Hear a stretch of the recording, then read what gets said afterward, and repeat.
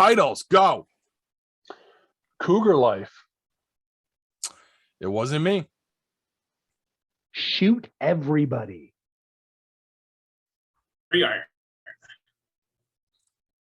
The GameCube Kid. A mile every 20 hours. But wasn't it? That's a D. The Joe Dirt Mullet. Happy Gilmore on steroids. Painted boobies. Uncancelled. African American goats. The Brokeback Joker. Your buddy Reuben. All right, let's do this. Warning. What you are about to hear contains explicit language, adult themes, and potentially disturbing content. The views and opinions expressed are those of the hosts and do not reflect the opinions of anyone else, anywhere, ever, in the history of the world. This podcast is intended for an immature audience and should not be listened to by anyone, anywhere, ever, in the history of the world. You know, fuck it. You've been warned.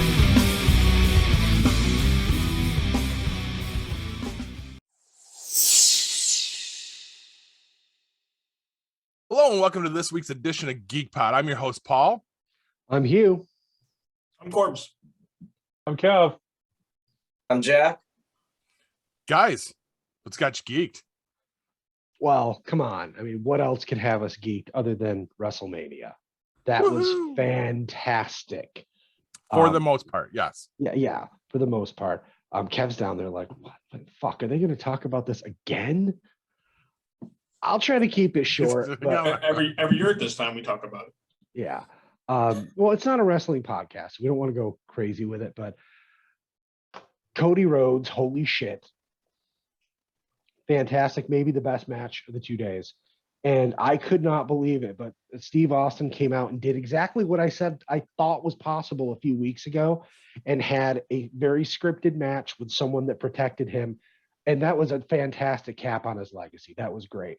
And then the next night when we got to see both maybe the best and the very worst stunner ever in the ring, right after the other, Austin Theory sold that move like a motherfucker. I think that might be the very best ever. And then Vince's just kind of fall over and die. Right. Where Stone Cold had to chase him to do the stunner. But yeah, as a Stone Cold fan, I mean, I was not literally jumping for joy, but I could have been. It was awesome to see him come back and get a good real match, which I said I thought was possible, but I didn't think was going to happen. Right. See, now I'm on the other side of that coin because I was never a Stone Cold fan. I was a Rock guy. No. So Stone Cold. No, I was always a Rock guy. I mean, look at me and my personality. Tell me that doesn't fit. The cocky asshole. Come on. But I was really happy to see how that went for Stone Cold. Like that was just really cool. But you know, it was one of those things, and you know how sometimes people say, well, if you squint your eyes a little bit, it almost looks good. Man, he almost, I mean, first of all, he barely looks like he's aged, except for a little bit of unsteadiness and some places where he wasn't quite as quick as you would have expected him to be. I mean, man, that was top notch. I mean, if you'd said he was gonna, you know, train for 6 months and come out and do a wrestling match, I wouldn't have expected he would do that well. right. Yeah, I thought he'd be okay, but I mean, he looked good at 57 years old, coming out and headlining a WrestleMania. You know, 21 years after the last time he headlined a WrestleMania. Did you notice one thing missing from his repertoire? The Luthez press. I noticed it too, and I understand it too. You got at that age, you're gonna protect your body, especially since the knees were shot 20 years ago. Yeah. So yeah, but I noticed they didn't do that. But still, it was phenomenal. We have very differing opinions on the Cody Rhodes thing. Really? Why? I don't like Cody at all. So when it did come to fruition and he was there and it did the whole come up through the stage and the whole my family's wrestling royalty, whatever it said in the No, thing. it says there's more than one Yes. royal family in wrestling. Yeah, I was just like, oh. And that's when I texted you guys. To Yep. which you were quick to shut it down. And I'm like, oh shit, that's right. He said he wasn't watching it tonight. See, I don't understand why that would bother you so much. I mean, I was just disappointed that it was real, I guess. Like, he really did come. you know what you saw there? The pop he got, the WWE crowd appreciated him, and they showed it like crazy. I understand why the AEW crowd had heat for him as well. I understand their perception of it, but we know in reality that isn't really the way things went. He wasn't really booking himself to win championships. I mean, he lost. He lost EVP status. I mean, we only found out about it right before he left, but that clearly had been going on a long time.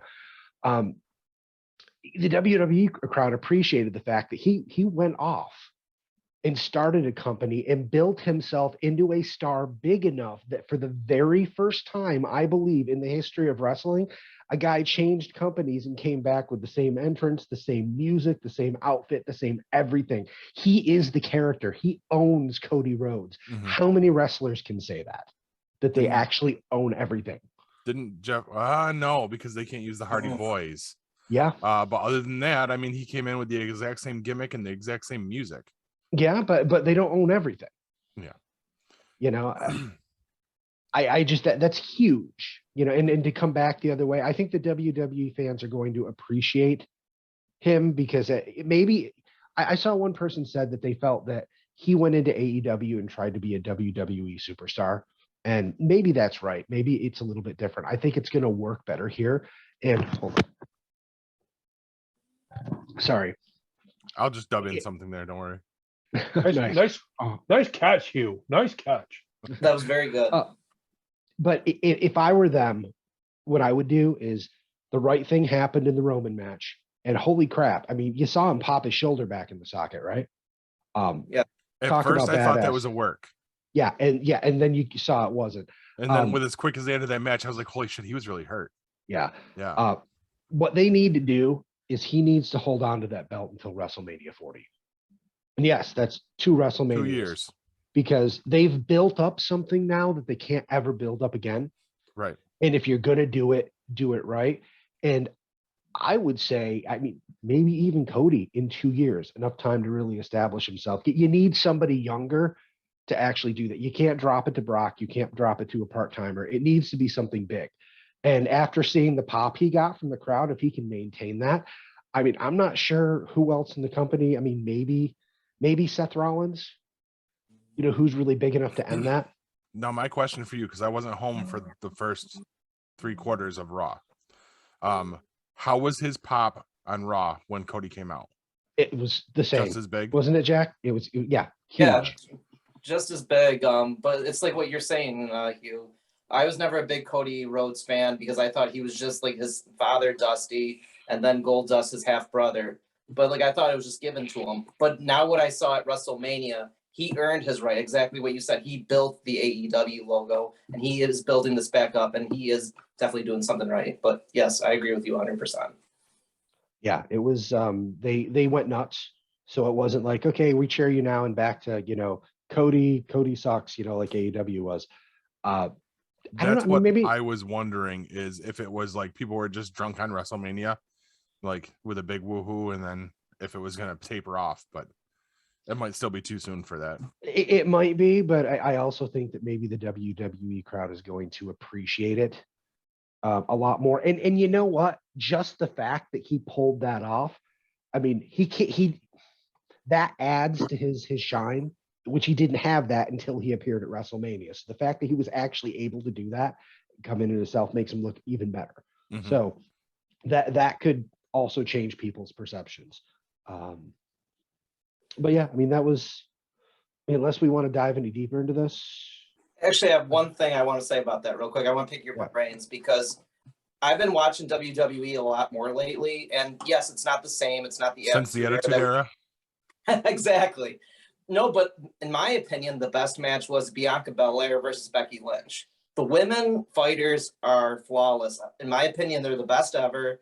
You got some great fighters. Becky Lynch versus Bianca Belair, that was from toe to toe, arguably the best match. I know you have Roman Reigns versus Brock, Stone Cold, which we're all fans of, but like these women, oh my God, Becky Lynch held the belt since SummerSlam, defeated Bianca Belair in 30 seconds. Bianca Belair battled back and she beat Becky Lynch. It was like a 22-minute match. It was a good match. Yeah, it was, and you'll find that the women in WWE are putting on usually the best matches of the night. That's why you're seeing them headline Raw a lot more. There was a point in time where that was a big deal. Now it's like sometimes like the last 3 matches are women's matches because they're that good. That was good. And if it wasn't for everything surrounding the Cody Seth Rollins match, I probably would have called that as the best match of that night. The Cody one hit me harder.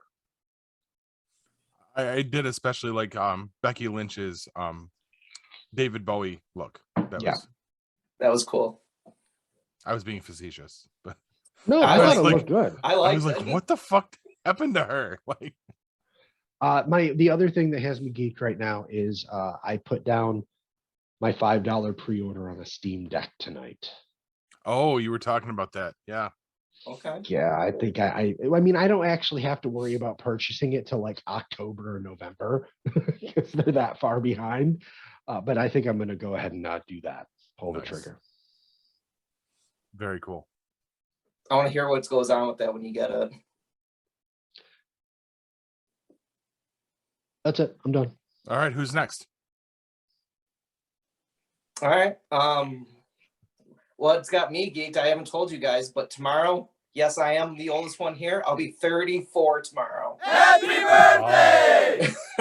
Did you say the oldest one here? Of course I did. I did that on purpose. No, but tomorrow I'll be tomorrow's my birthday. I'm geeked about that because my friends, they planned a getaway weekend for me. I'm kind of freaked out what they're gonna do. So yeah, exactly. What are they gonna do to me? No, I do know we're going to Turning Stone. We're going to go to the clubs, just be with friends and get a good dinner, just have some fun with family and friends, and just being another year older. But as you know, we all losing hair. That's why I'm wearing my hat too, Paul, because my hair is receding, so I don't give a shit. I'm not losing hair. Yeah, we're not like you, Hugh. You have the best. You have one of the best beards too. So, but yeah, I know. But no, and then also, what's also got me geeked is being back with you guys the second straight week. This is just something I've just missed, and just being with you all again. So, a birthday and being with you guys again. Well, I've got to tell you, there was I told you this privately off of here. There was a pretty big buzz about Jack being back. We actually got comments back that people were super excited to see him back. And when I edited, I was watching everybody else's reactions, and that was pretty priceless. So, Jack, can I make a suggestion? What's up? If I was 34, I would have wanted someone to say this to me. Okay. And this is extremely important, and it's something that you should take to heart, and you should really look into this. So this comes from the deepest part of my soul. CougarLife.com.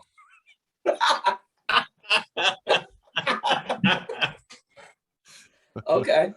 Please. For me. I agree. For me. Agree. Do it for me. Please. Did you ever see The Girl Next Door, Kev? Yeah, I think so. There's a scene where he's like, just do her for me. Just do her for me. I've got this great story about CougarLife.com that I'd love to tell all you guys sometime. It's completely so inappropriate that I can't even say it during this podcast. Wow.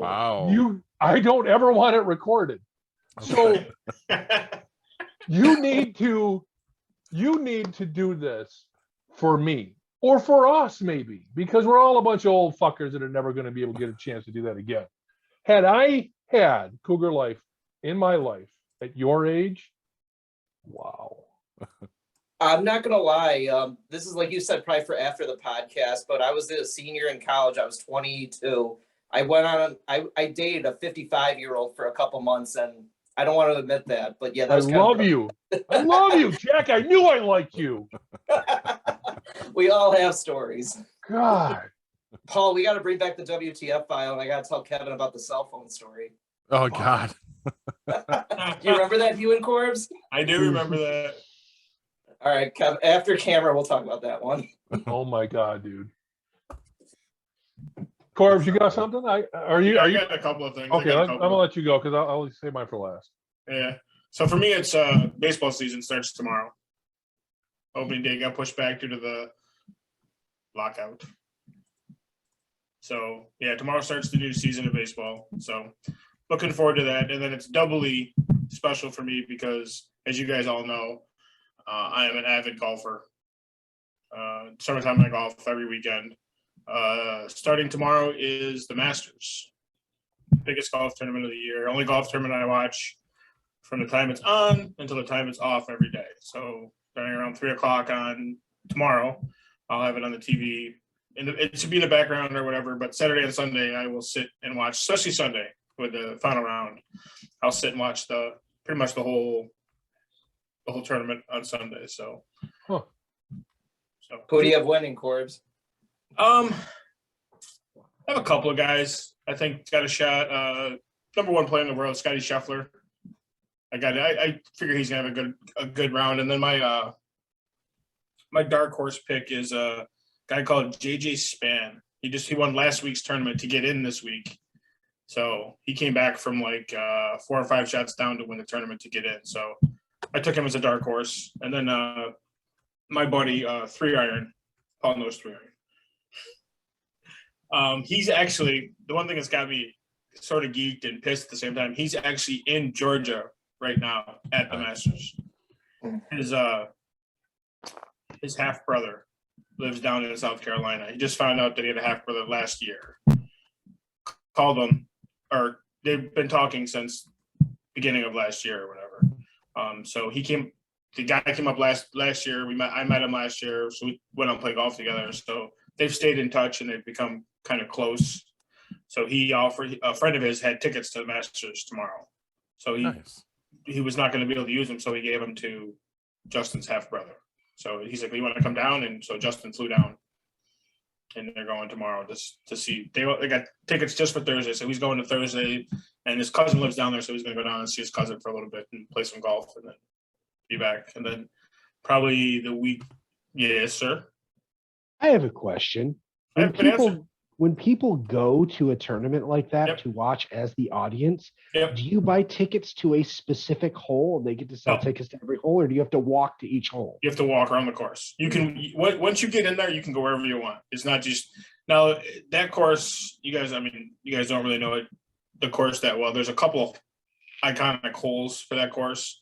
It's called Amen Corner. It's 12. It's 11, 12, 13. It's like the hardest 3 holes on the course, but it's the most scenic 3 holes on the course. Nice. So, he said he's going to go there. The guy he likes is Tiger Woods, and Tiger decided to play this week, so he's going to watch him for a little bit, and then they're going to go sit in that spot, Amen Corner. They have they used to. I don't know if they will this year.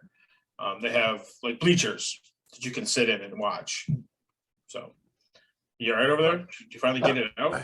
I don't know where you're pulling that from. It took a while. Remember the mini fridge from Christmas? What were we saying, Kev? I have a 2-part question.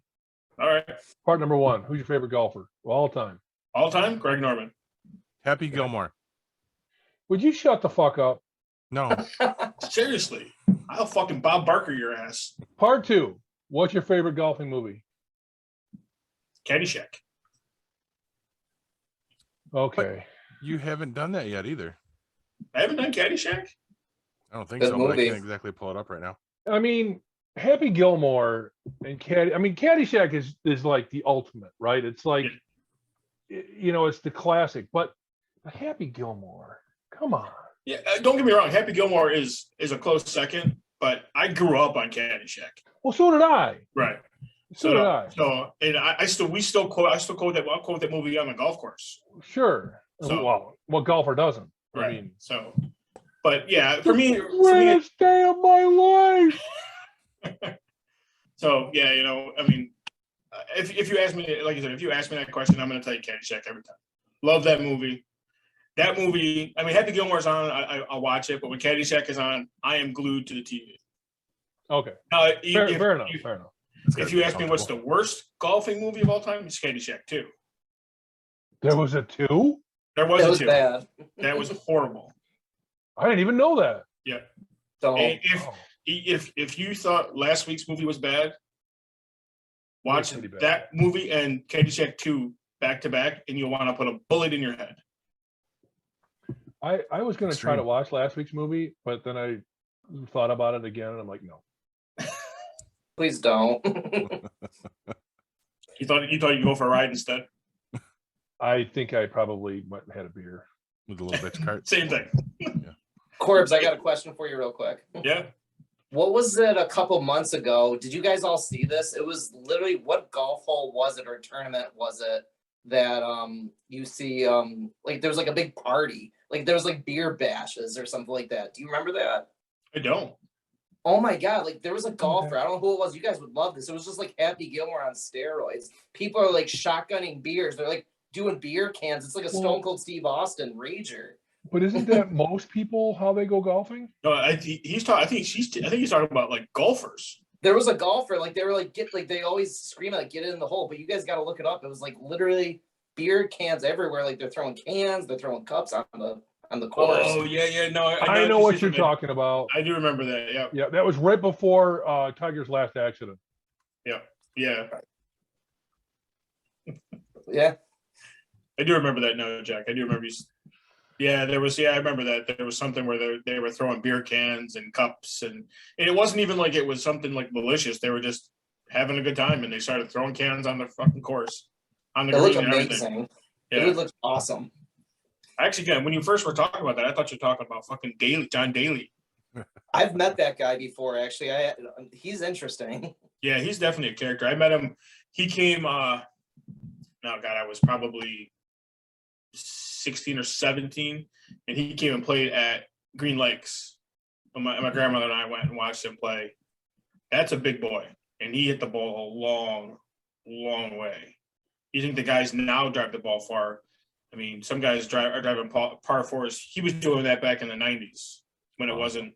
Yeah, it wasn't even common. I mean, everybody was driving the ball 250. He was hitting it 330, 400 yards. I mean, it was just ridiculous how far he hit the ball. So People do it on steroids. John Daly does it on beer and cigarettes. Yep. Fuck yeah, I like that guy. I don't even Oh, you know. got a chance. I like that guy. Yeah, he's a riot though. I've seen some like documentaries and stuff about Daly. He's a trip to be around. He doesn't hold back. He drinks like a fish, and he smokes like a chimney. I don't know anybody like that. Yep. And he drives around in a freaking like a Yugo. Tell me he's got a Yugo.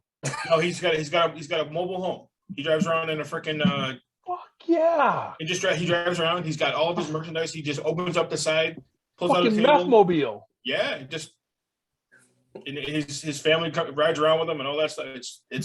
He's a freaking trip. He would be a great guy to party with. He's got a bounder, doesn't he? He's got a fucking bounder. Tell me. Fuck yeah. He's got Walt right in there, just cooking it up in the back. Yeah. We found Kev's favorite golfer. Kev's gonna go find John Daly and go party with him. Fuck yeah, man. I'm in the golf now.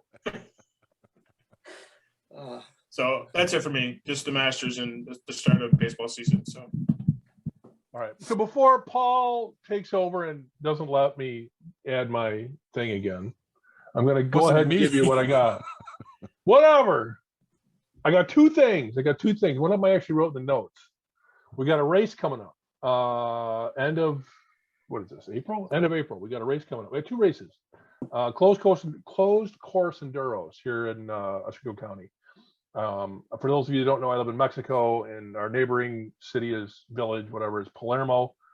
I got a buddy who owns some property up there. We have dirt bike races up there in the woods.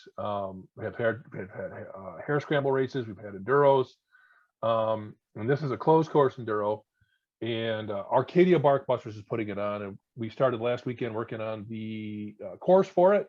And I'm going to be out again this coming weekend. It's going to be a good time. So it's a great event. If you ride a dirt bike, if you even think you want to race in the woods, it's worth coming out for. It's a really, really, really good time. It's a really, really good time. So there's that. So I'm going to be quick. I'm being quick because I know nobody gives a shit about dirt bikes. So So number 2 is our fucking driveway is done. Yes. So moved into our house in 01, and we've had this shitty ass piece of crap freaking paved driveway ever since. I mean, it was just horrible when we moved in. It's been getting nothing but worse. I mean, it's on an incline. So I parked my truck on it, and it's just so bad for blacktop. You can't do that shit. And I've been doing it. And because I didn't have any other thing to do, I couldn't park on the street in the winter. You just got to do what you got to do. Always had to use a lot of salt to keep it clear just because it's on an incline. It's just, I know I've been damaging it myself and not doing it any good. So had it all tore out. And today was the second pour, and now it's concrete. 5.5 inches thick, metal reinforced, fiber reinforced. It's freaking beautiful. The guy that did it, he brush finished it, and it's fantastic. Got to stay off it for the next 10 days. But it's all done, and I mean, it looks fantastic. People stopping ever since this guy started work after the first pour, I think. I don't think before he poured the first part of it, but ever since then, people have been stopping and asking for his business card. I mean, he is phenomenal. So I'm going to give him a plug here for our 2 listeners, maybe 3.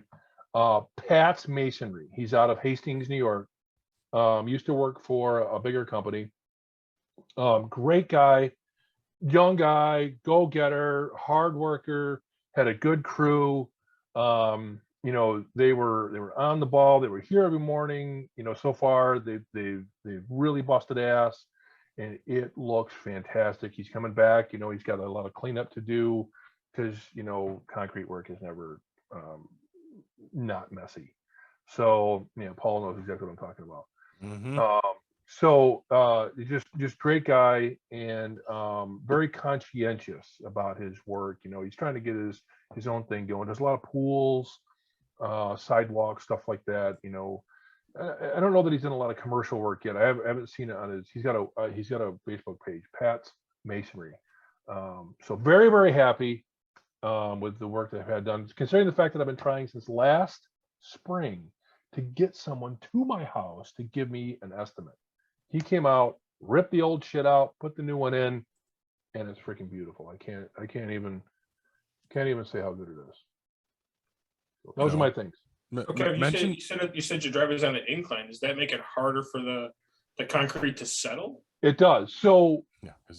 and Paul can probably talk better about this than I can, but as I understand it, when you're pouring a flat thing like a sidewalk or run on a pool, whatever, you pour it loose. So it's a lot of water in it, right? So it's thinner, and easier to work with. Manipulate it more. Yes. And it self-levels, right? It self-levels, and you just finish it at the end. Well, you're right. I mean, it's got stones and fucking right. Yeah, it's got stones in it. How can it fucking whatever? So when it's level, you can get away with pouring the whole thing at once. When it's on a slant, he had to do it in the sections, and it had to be almost dry. Oh, okay. That's a bitch. So it slumps in and it comes down the freaking chute like a mile every 20 hours, I mean, it's just coming down, and they got to drag it down. I got some pictures of it. I didn't get any video of it, unfortunately. But they did a fucking fantastic job. The first batch set up, I mean, they did it in 2 parts. The first part set up really, really nice. And they did the second one today, and it just, like I say, it just looks fantastic. And I think that's why people were stopping by, because I think it's a real talent for somebody to do concrete on an angle. Yeah. It is. So cool. I'm very happy so far, and I know it's going to be good. I had somebody ask me not long ago, another friend of mine is a system administrator out in the Midwest. He's like 5.5 inches thick, huh? He goes, you parking a semi on it? I'm like, no. I said, I don't ever want to fucking deal with this shit again, ever. So there we go. Good for you, Kev. That's very important. I don't know what it looked like before, but I just hear your voice, and kudos to you. I'm glad you finally got that done. Yeah. Thanks, man. It's really good, and the wife likes it too. She didn't know what to expect. We got all these different quotes, and the first quote we got was for this exorbitant amount of money that didn't even include tearing the old driveway out. Pat comes in and he gives me the quote for both tearing it out and putting the new one in. And then the company he used for work for it, they give me a quote doing the whole thing. and it was those first two quotes put together. Ooh. Wow. So I'm pretty Yikes.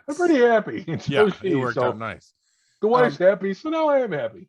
When he comes back, mention the show and the fact that we do run ad spots. I mean, I'll do that. first one's free.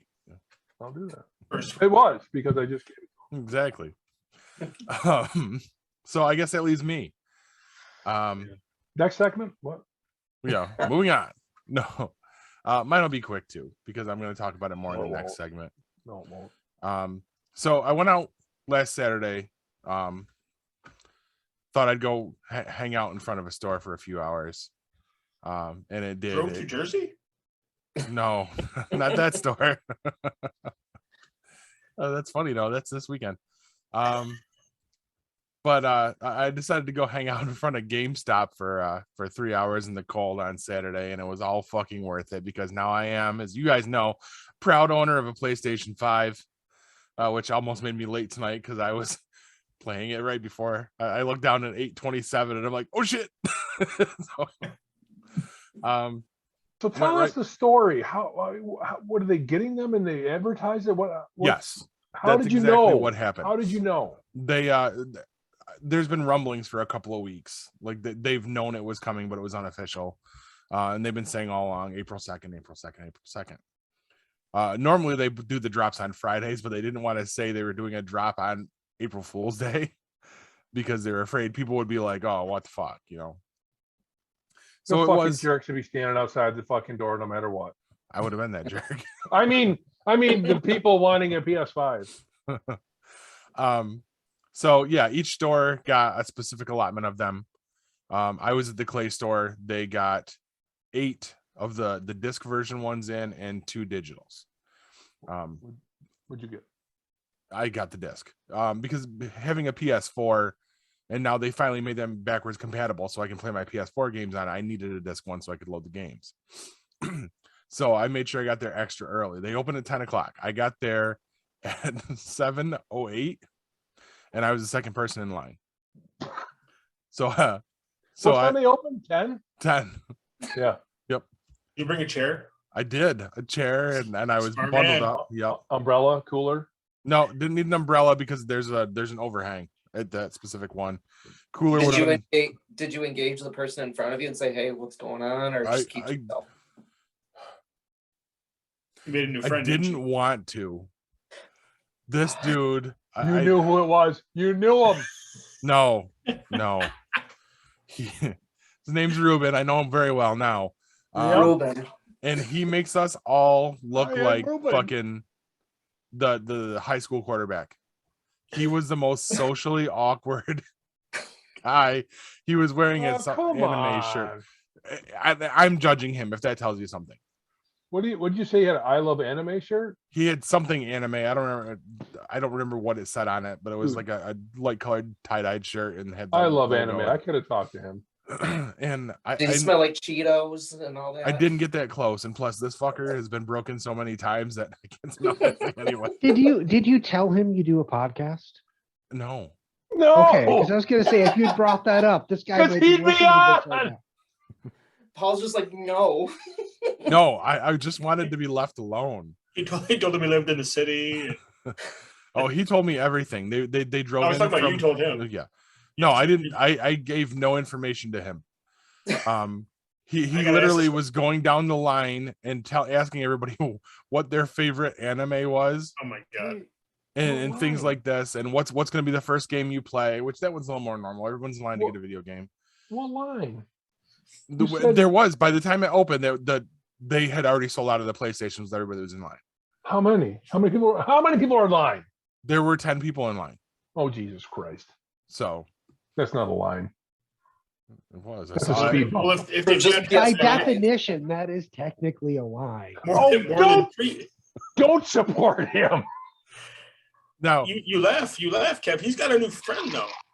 I don't want that new friend. I know. Yeah. So tell us about Reuben.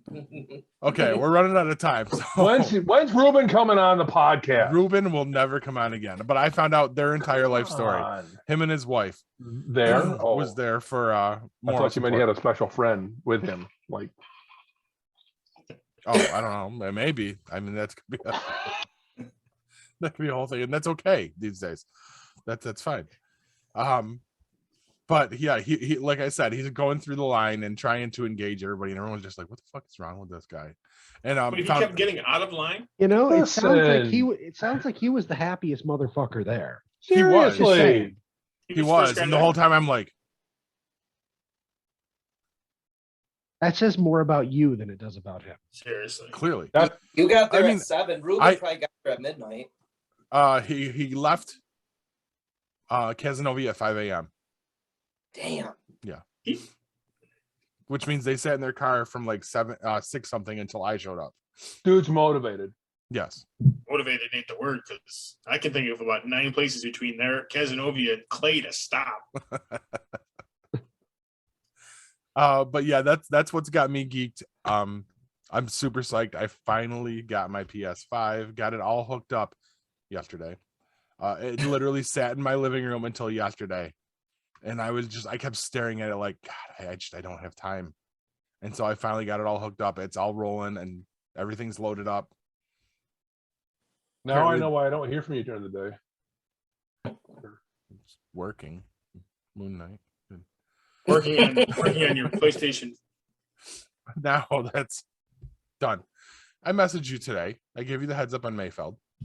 And I'll see you tomorrow with a First breakfast time pizza. in a week.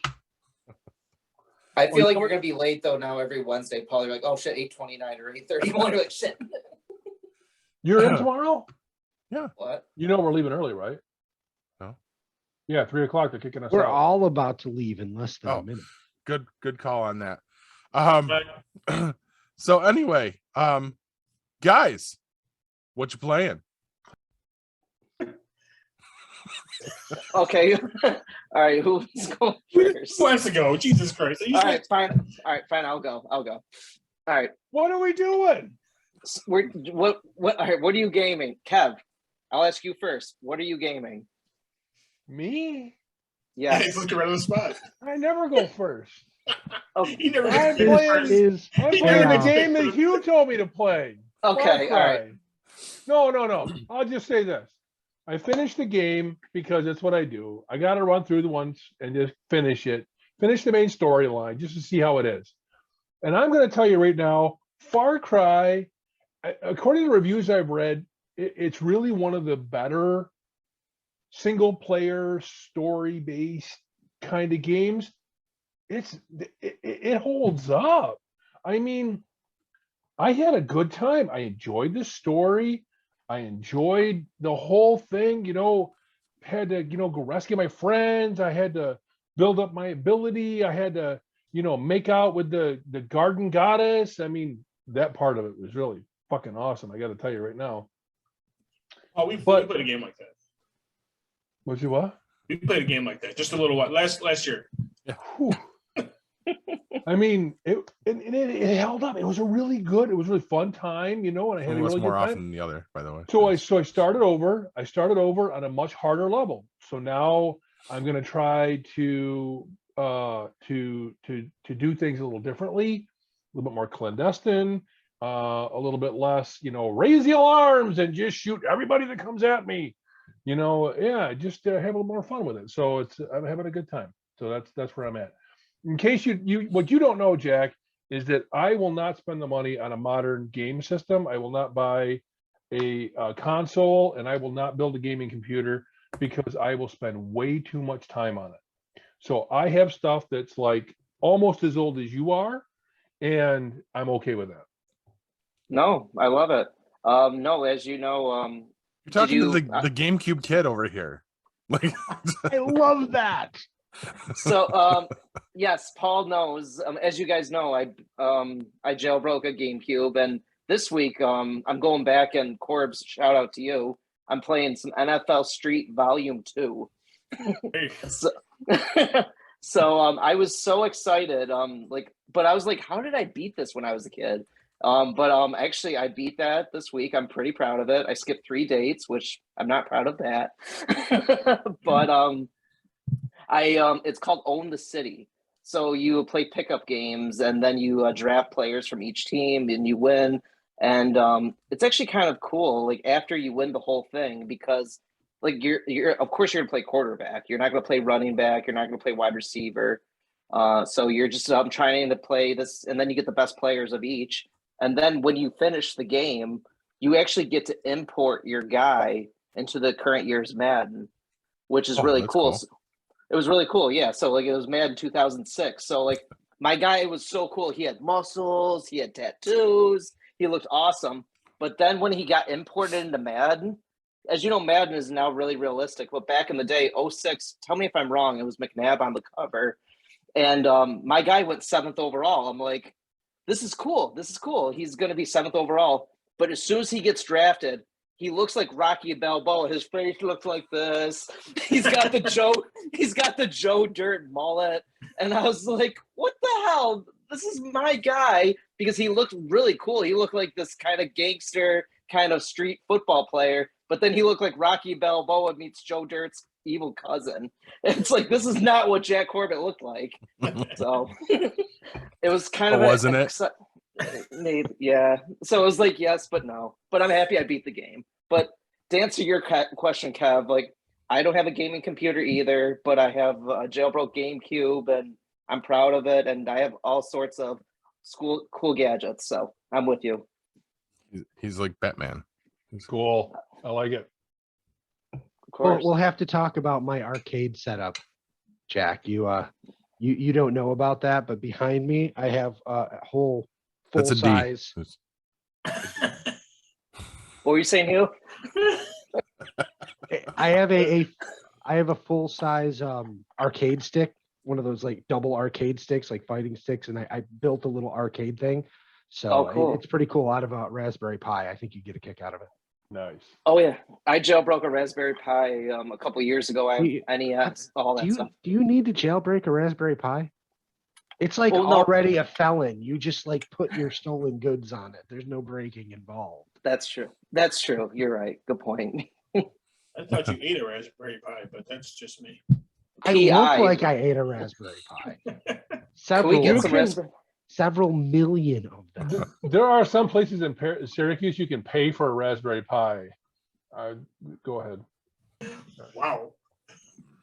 I'm gonna have to look that up on Urban Dictionary later. You don't want to. That's almost as bad as the Dirty Sanchez. I'm thinking you might find Kev's goddess from Far Cry if you go there. And it He had devolves. painted boobies. Did you buy 4 as well at the same time? No, not yet. No. I'm not there yet. I'm not ready. That's too modern for me. Oh, stop. What are we on? Just You got the Six pinball now? game behind him. That's as old as he goes. What's the newest one? 6? 6. Yes. Yes. Yeah. No, 4 is too modern for me. I don't think I can play that. I'm pretty sure you can. 5, maybe not, but 4 you should be fine with. Just jumping off of his Far Cry 3, I mentioned it to my buddy at GameStop last night, and he told me, "Don't do that to yourself. Not for PlayStation 5." That was your buddy Why? Reuben? Ooh, No. nice. Oh no! Hold on. That's good. That's gonna go. Fuck, I like that. Don't do what to yourself? A game that old for the PS5. Fuck that. There's an enhanced edition. It came out specifically for the PS4. Really? Yeah, Okay, I have to find it came out. That's the version I played. So yeah, there's no reason you shouldn't know. That guy's an idiot. Why did he say not? He not works to at play it? GameStop. Yeah, friends with Reuben. exactly. Why did he say not to play it? He didn't say not to play the game. He said that shouldn't be one of my first experiences on the PlayStation 5. Oh, that I agree with. Okay. What should be your first experience? Anything but Far Cry? Right. Anything else? Just pick Well, a something game else. that was made in the past like 15 years. Oh, I'll jump in now. So my bundle came with 2 games. It came with Gran Turismo 7 and Horizon Forbidden West. Neither of which I've opened. I actually have no interest in racing games at all, so I might actually see if I can just get rid of Gran Turismo. But I think I'm will gonna buy it for $5. exactly. It's still in the plastic from the exact same one they sold it to me a week ago. But I think I am going to try out Horizon because I think the first one came very highly recommended from you, right? Yeah. You. So I definitely think I'll check that one out. Have you played that one yet? I have not, and I'm probably not going to. I didn't, at least not anytime soon. I didn't finish the first one, not because it's a bad game, but the systems became a little complex to remember when I'm not playing for 3 or 4 or 5 hours at a time. I'm stealing an hour on Monday and maybe an hour on Thursday. Plus I have, this new game to play, that new game to play. And it's one of those things, if you don't keep playing it, you kind of forget. There's this whole like rock, paper, scissors thing going on with, what you use on what beasts and things like that. I mean, I might be making it sound more complicated than it was, but every time I get back to it, I'd forgotten what the fuck I was doing. So I really, that'll be one of my, hey, I have time off and I need a game to play, and I'll end up diving back in. Can you guys educate us? What is Horizon? I don't even know. I can't even really. It's really hard to explain without giving away plot points, too. Yeah. Okay. Look it up. Who cares? Look it up. It's basically you start the game and you think you're almost like in the past. I don't want to say prehistoric, but more imagine, like Native American past type things. There isn't really technology or anything. You've got bows and arrows and shit. But then you start saying that people have stuff that's built out of pieces of technology. And then slowly you stumble into a cave and discover a research facility, and you realize that all of this shit is happening after our civilization has fallen. So not all of the animals, but most of the animals in the wild are actually machines. And nobody knows where they're coming from. And I didn't play far enough to really know what the story is getting at, but it's a really cool sci-fi setting, very gameplay very similar to like Assassin's Creed or whatever. It's an open world, third person view. Some interesting mechanics as far as fighting and interacting with and controlling those animals. But it's a fantastic game. I didn't stop playing it because of anything wrong with the game at all. You give me something like that, an IP that's brand new while interesting, and I really like the idea. And then something like Dying Light, which is zombies and something I'm familiar with, I'm going to gravitate toward what I know I'm going to love more. Fair, that's true. And I'm not really playing anything new, so there, I'm done. Corbs. Nothing new, just baseball still. Actually, my dad bought me the new season. It came 22 came out, yes. Yesterday. So I was supposed to have it. He ordered it. Was technically supposed to be here yesterday, but it was shipped from Georgia yesterday. So it's here in Syracuse today. So I should have it tomorrow for my birthday, which is next Saturday. Perfect. Happy early birthday. Thank you, sir. Happy birthday to you too. Mm-hmm. Thank you, sir. As the oldest one here. Yeah. Am I the oldest one here? No. Kevin is the oldest one. That would be Stash Man. That's a beautiful mustache. I'm still saying it. All right. Well, I think that wraps that up. So it brings us to Kev's tabletop review. Woohoo! Are we rolling right into it, or are we going to cut this time? Wow. Yeah, just keep going. All right.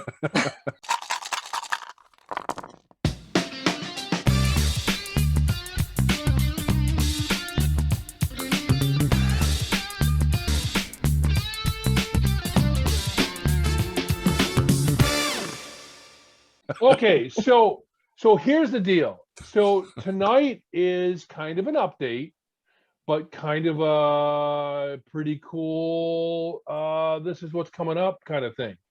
So you may recall that I have reviewed Castle Panic in the past. Game I love. It's just a fantastic board game. It's a lot of fun. If you are, on the low end in the 5-star gaming, spectrum, if you're in the 1.5 to 2.5 scale of gaming, and you want something easy to learn and you can get up to speed quick on it and you can have a lot of fun with it right away, Castle Panic is one of those games. Now, what Castle Panic also has is all these expansions, some great expansions, just make the game a lot more fun. So you play the main game and then you add a little bit more interest to it. What they did not too long ago, back in May of 21, was they did a Kickstarter for the deluxe version. Kickstarter went from May to June, and they wanted about 60 grand. They got $420,000. They did fantastic. They went way beyond their expectations. They're going to have a, according to Fireside Games, the folks that make the game, they're going to have a tour where they're going to go and they're going to go visit castles and they're going to invite their fans and they're just going to have a great time with it. They just made so much money and they're going to have such a great time. And I think it's fantastic. But the best news is what I'm bringing to you tonight. And that is that, and I got to scroll up here. Oh, I got to go over to my other computer here. Where's my cursor? The best news is that the Crowns and Quests expansion that was new and specifically released with the deluxe version is now coming to all retail centers very soon. So this adds some really, really, really neat features like character cards. You're going to have a character card where you get to play a specific character. It's one out of 8 or 12 different characters. I forget what they said, but you get special bonuses, special abilities to like one character could build a wall if they only have a mortar or stone versus having to have both. So the way the game is played, for anybody that doesn't remember, is you have a board, you have 6 different sections, 3 different colors, red, blue, green, and you have all these monsters that move in from the forest. And every round you can trade cards with other players, or you can discard, or you can get cards. The idea being your cards give you the ability to strike the monsters or push them back and reduce their hit points. And the expansions, what they do is they add in these features like, a special character that runs through the woods and attacks the monsters from behind. Or in the case of Crowns and what's it called again? Crowns and Quests. You get the ability to be one of these special characters. And then during the game, you have these special quests that you go on. And if you finish one of these quests, you might win the game. Or maybe the game starts all over again. So it's pretty cool. I watched a video of a couple of people talking about it. I watched another video of one of the founders of Fireside Games talking about this expansion. And he was talking about it early on, what they were trying to figure out and how it was all going to be sussed out. But let me just read you a little bit about what Board Game Geek had to say about this expansion. Part of the Castle Panic Deluxe Collection Kickstarter, Crowns and Quests Deluxe will add new characters and quests to the world of Castle Panic. Players can choose from a variety of playable characters, each with their own game-changing power that can be used on that player's turn. And actually, some of those can be played during the game, during other players' turns. So it's not just during your own turn. They will use these powers to attempt a series of quests that must be completed before the castle is destroyed. That's your panic, is all of the monsters moving in closer and closer and closer to the castle, and then taking down all the walls, and then taking down all the towers, thereby destroying your castle. If they do that, all players lose. Quests can include retrieving magical items from spaces on the board, really, really cool stuff, destroying a cursed temple, ooh, that's new, or teleporting the entire entire castle to a safe place. So cool. I was listening to this guy talk about this, and this one quest, you place these individual, what did he call them? It wasn't the stones. They weren't scrolls. They were these items you place in the forest ring all the way around the castle. And if you place all 6 of them, the castle teleports to a new safe location. All the monsters are left wondering, what the hell just happened? And all the players win. Very, very cool. Save team all while fighting off the monster army. So you play the original game during these expansions, and I can't wait. I have all the other expansions. I can't wait until this one expansion comes out so I can get it and add it to my collection. This is one game that, and I recently found out that a lot of other board gamers think the same way. It is, regardless of how many board games you have, you keep going back to this one just because it's built well, the game plays well, the story plays well, it's interesting, it's fun, there's an energy about the whole game. There's 3 ways to play. Don't forget, there's 3 ways to play. You can play a somewhat co-op where you're kind of trying to help everybody else out, but you're really trying to get your own points so that you win. There's a co-op only, whereas all players are working together to defeat the monsters and to win, and then all players win together. Or there's the now they had a special word for it, but I call it like the master and commander, where you're just out for yourself and you're playing to screw the other players and get the most points for yourself. So depending upon how you want to play, the game is different every single time. Castle Panic by Fireside Games. If you haven't had a look at it, take a look. Have a great time with it with any friends that you can think of that have ever played board games. They'll love it. You'll be able to play it the very first time with anyone. You can get up to speed very quickly and just have a great time with it. This is a fantastic game. I can't say enough about it. He's not wrong. We had a blast when he brought it over. So, very cool game. Yeah, no, it's a good time.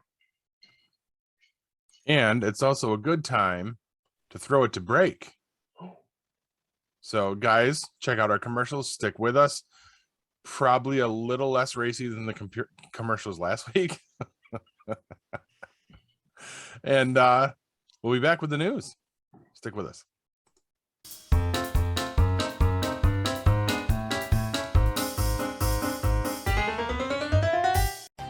The 4th annual SciFi Horror Fest is coming with an all-new location, new guests, and all the same fun, charm, and camaraderie that you've come to know and love.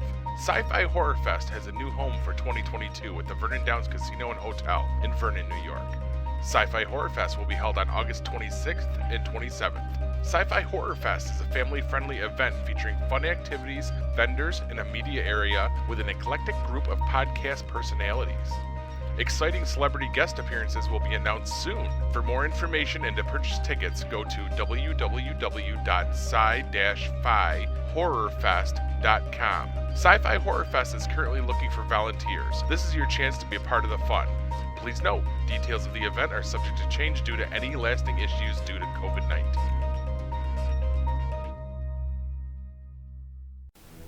Looking for the hottest new comic on the shelf or a keyback issue to complete your run? How about that rare statue or action figure that you've scoured the internet looking for? Come to Collectibles Galore, located in North Syracuse with ample off-street parking. Collectibles Galore has a huge selection of comics, toys, and rare pop culture items you won't find anywhere else. Comics Galore is always buying comics and toys and will give you the fairest price for your collection. New customers get 15% off their first purchase in store. Collectibles Galore for all of your pop culture needs. Stop in and see for yourself why Collectibles Galore is the king of comics.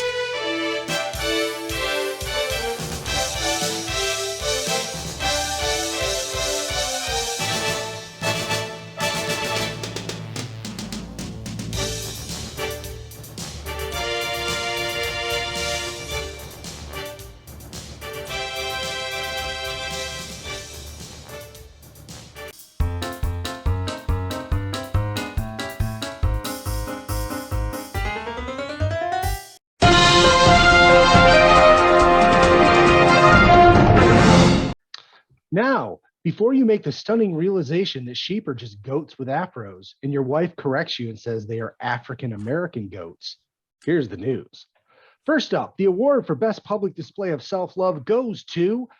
The world is outraged that disgraced comic Louis C.K. won an award for Best Comedy Album this past weekend at the Grammy Awards. His career got choked hard 5 years ago when it was revealed that he'd been whacking off in front of female comedians for years.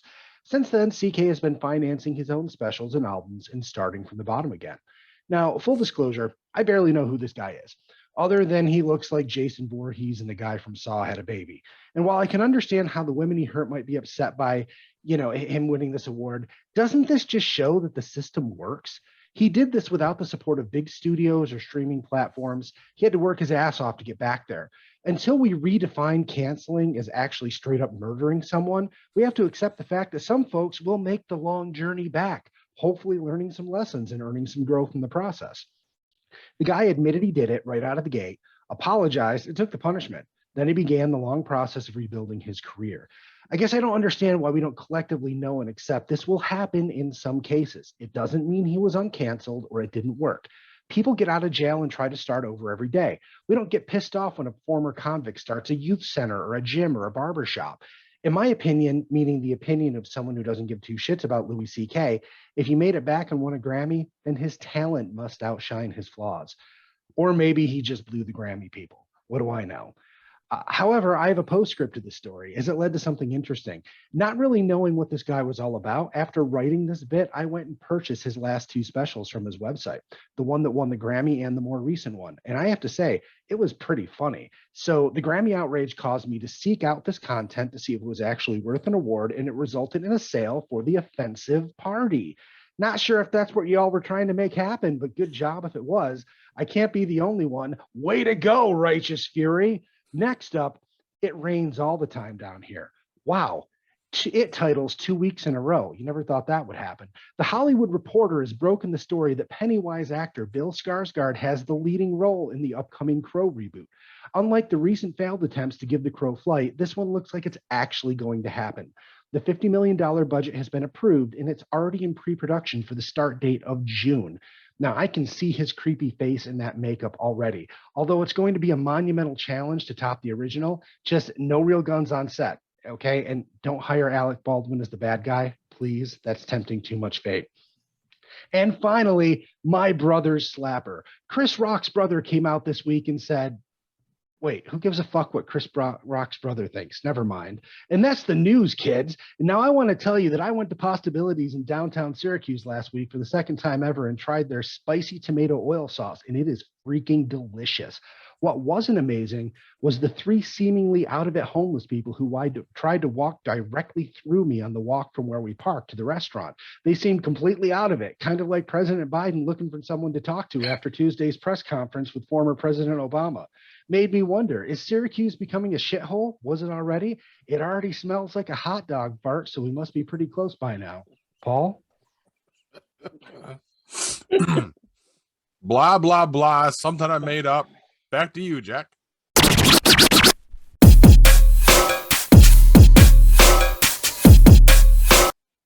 All right, everybody. So I'm going to turn it to you guys.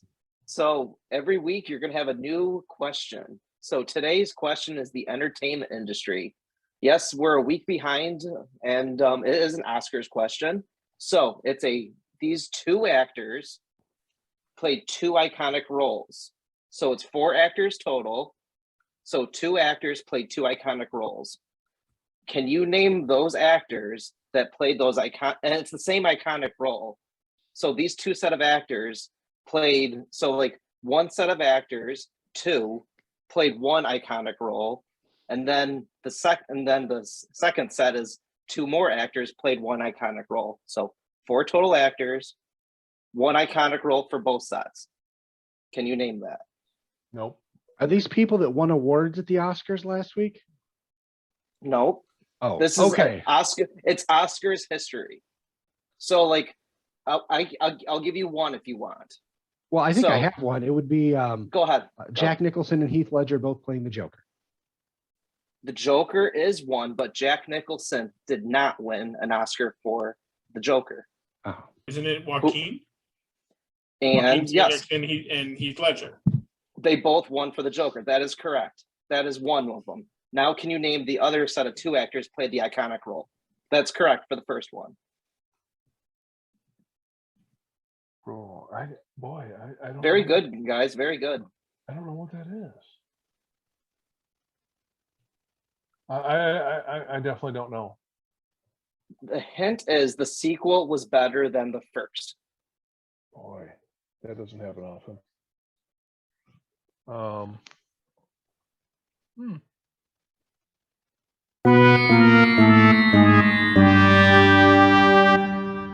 Got to throw some Jeopardy music in there. Paul. One, So I know, it's not a Go comic ahead. book movie. It's not a comic book movie. no. Okay, then I have no idea. You say that I'm out. I would assume you guys have seen this. I know whom Corbs has. I'm hoping he has. And Hugh, I would think too. Yeah, I got nothing. Yeah. I really thought when you said you had a question segment, it was going to be like something funny or we'd look stupid or something. It I didn't know might- was gonna be it might be straight real up stupid. hardcore We're pretty trivia. stupid right now. I'm dumb. All right. So you got the Joker one because that was Heath Ledger and Joaquin Phoenix. The first one was Robert De Niro and Marlon Brando for Vito Corleone in The Godfather. Oh no shit. Wow. Oh, I've all never right, seen all those. right. Yeah. But yeah, that was too serious. We'll go Erroneous, something funny next week. I like Okay. that. Do That's whatever pretty you good, want. though. That was- I did. It was. I didn't know what to expect. I was just like, holy shit, he's really hitting us with the hardcore trivia here. So was The Godfather a remake or was it? Did No. they change? No, the actors? young and old Vito. So, Correct. yeah, so the first Godfather okay. was okay, with okay. Marlon Brando, and it was everything happened after. And then if you watch it, it's cut in. They cut in with Correct. some of the other stuff. They cut in with Michael Corleone, which is Al Pacino. They cut in that way. And De Niro plays Vito, but in the old country. And then when he Correct. comes to America, that's what the Correct. second is. Got it. And then actually, Hugh, what you just said, Paul, can I ask for a favor? Could I get some Jeopardy music? Can't be real Jeopardy. No, because Oh, we'll get our asses sued. okay. You gotta Can I figure get out the But other- I'll throw something in there for you. Cricket, sir. You can do like Oh. 30 seconds of whatever you want, 30 seconds or 3 seconds, something of whatever you want Just without throw some getting crickets. sued, can't you? But yeah, like YouTube is they not did- kind to that. even though those are good movies, number 3 is a fart. We don't want to talk about Godfather Part 3, but I still like the first one a little bit better than the sequel. What are your guys' thoughts? Have you guys seen The Godfather? Oh, yeah. Years ago. You've and never I- seen The Godfather? Really? None of I'm them. I'm I- about to bitch slap you. Well, this is the Alright. same guy who's never seen a James Bond movie. Okay, so I mean, Wait, it's not- what? What? I can get the James Bond movie. That's What? that's a No! movie. No, wait. I saw Austin Powers. Does that count? No. No. If Who are don't- you? Wait, Kev, agree with this. Tell me if you agree with this. If you don't watch Connery as Bond, if you start out with like Roger Moore, George Lazenby, Timothy Dalton, Well, Pierce Brosnan, if you start out pre Connery, it's difficult to get into. If you watch like Dr. Oh. No right off the bat and watch Connery first and then see the progression that it goes to, it's different. Would you Oh. agree? Would you agree to that? yeah. I don't like the fact that he's never seen one either. That irritates me, and I'm gonna have to strap him to a chair and make him watch him. I'm gonna take Paul somewhere for a weekend, and we are gonna fucking sit down and watch every fucking 007 movie ever made. You know, Corbs, to your point, I actually think that Pierce Brosnan is a good jumping on point. Okay. A lot of modern Bond fans actually started there. You know, I- Golden Yeah, Eye you're probably brought in a right. whole generation. Yeah, Probably probably right, new yeah. generation. And did you know that he was supposed to be Bond before Dalton? Yeah, but I'm glad he wasn't because I then didn't we know wouldn't that. have the 2 best Bond movies ever made. Right. so. Right, he was actually supposed to, and they wouldn't let him out of his contract for Remington Steel. Octopussy and Goldfinger. When I said 2 best, no, I'm talking about Timothy Dalton's movies. Living, yeah. what is it? No. Living Dangerously? No, the Living Living Daylights. Daylights. Living Well, Daylights, And Daylights. License to Kill. License to Kill. But no, it's even though I am the youngest one here, I did start with Sean Connery and Goldfinger and Thunderball. By far the best James Bond movies. Yeah, I love Goldfinger though. I just love that one. Yeah. Goldfinger. Yeah. But that was the Connery Bonds are I think are the the better ones. I mean, they're older, and yet you got to understand that they're made in the 60s and the 70s. Yeah, I mean that's the iconic role. That's the iconic James Bond role. That's the trope that all other spy movies are based on. Exactly. Yeah, whatever. I don't even know you, Paul. Apparently. But next week you might have something funny. You might have another serious one, and then you may have Kev's next door neighbor. Back to you, Paul. I don't like my neighbor. No, I do. Never mind. You forget this is being recorded. I like one of them. I know. That's yeah. Anyway, moving on. It sounds like it's a good time for Corbs Classic Movie Review.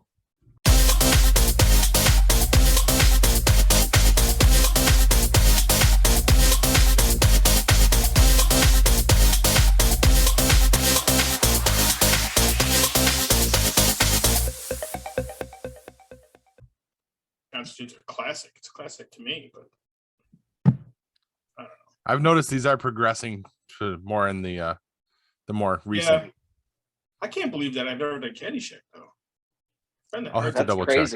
I'd have to find. I would have to think that I've done that before, but if I haven't, then that's I know I've done Tin Cup. Mm-hmm. I've done that one. I think so. Yeah. Yeah. All right. So the movie that I picked this week, and I only picked it because I didn't feel like doing anything today. It's Beerfest, which is near and dear to most people's hearts. I love that movie. Yeah, it's a good movie.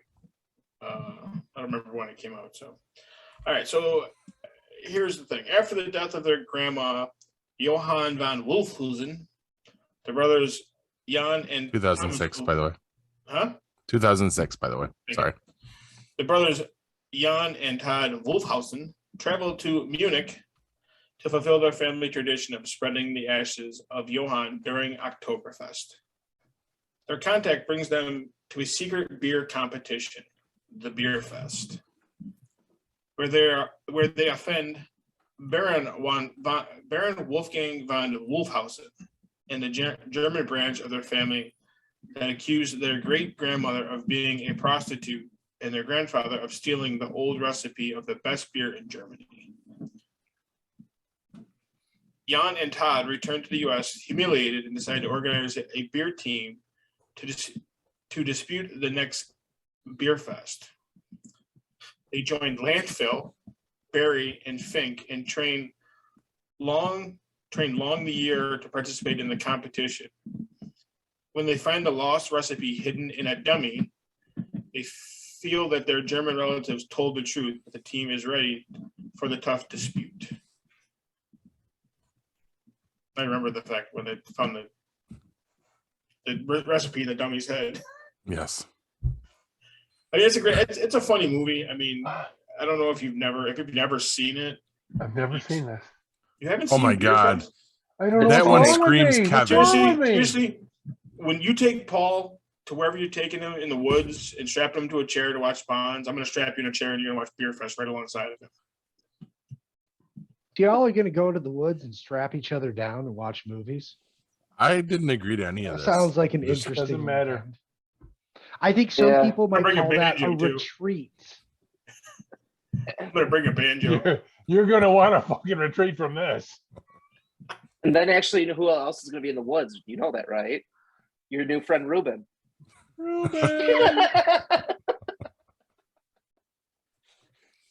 Oh boy! All right, so back to Beerfest because we've fallen off the rails again. I need to watch this movie. Yes, it's you do. Pretty fun. It's a pretty funny movie.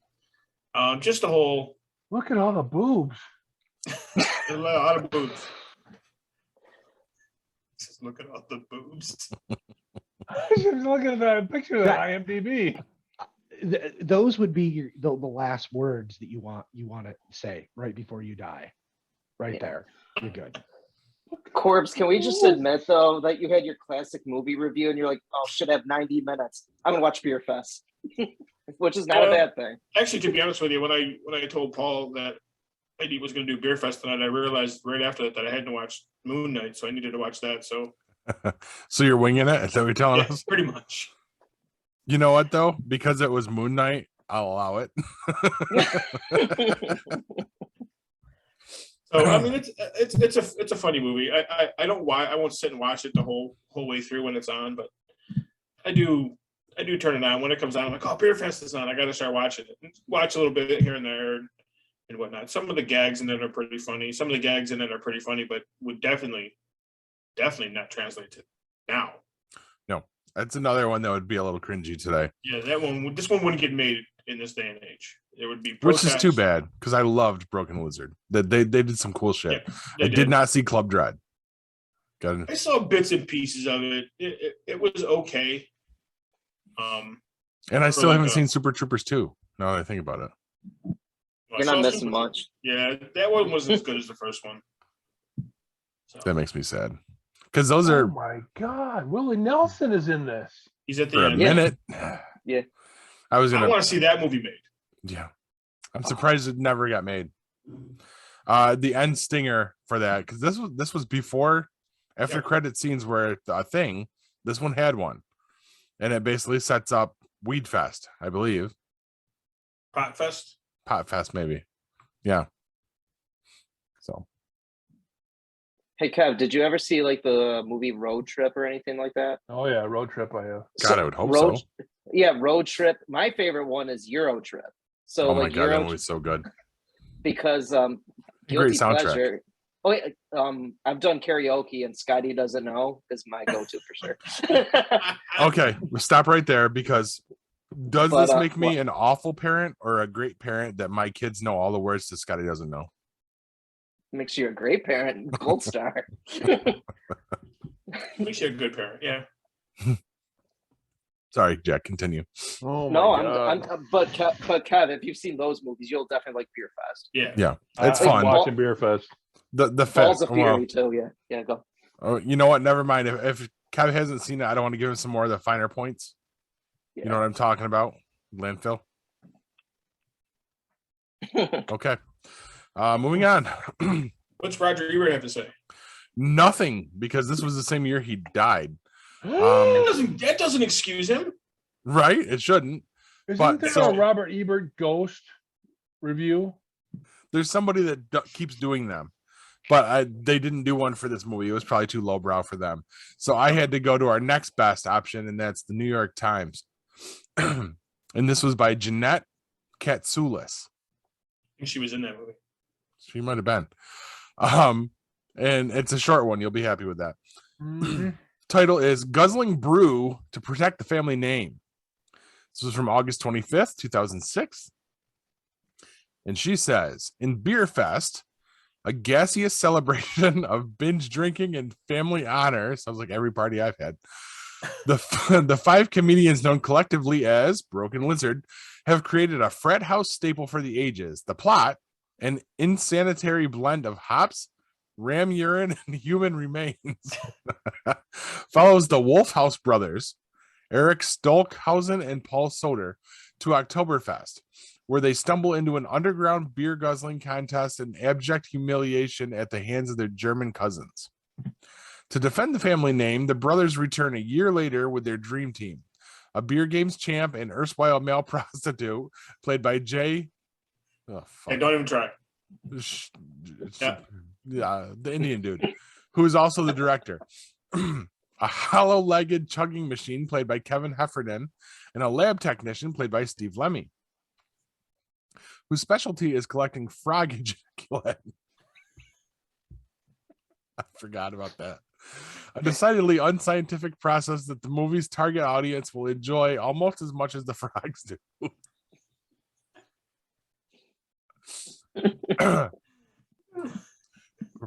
I'm a professional here.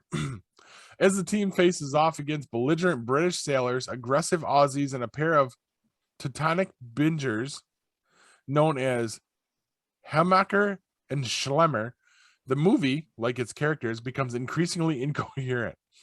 Fortunately, there's Great Gam Gam, sorry, a delicious Cloris Leachman dusting off her Frau Blucher accent from Young Frankenstein.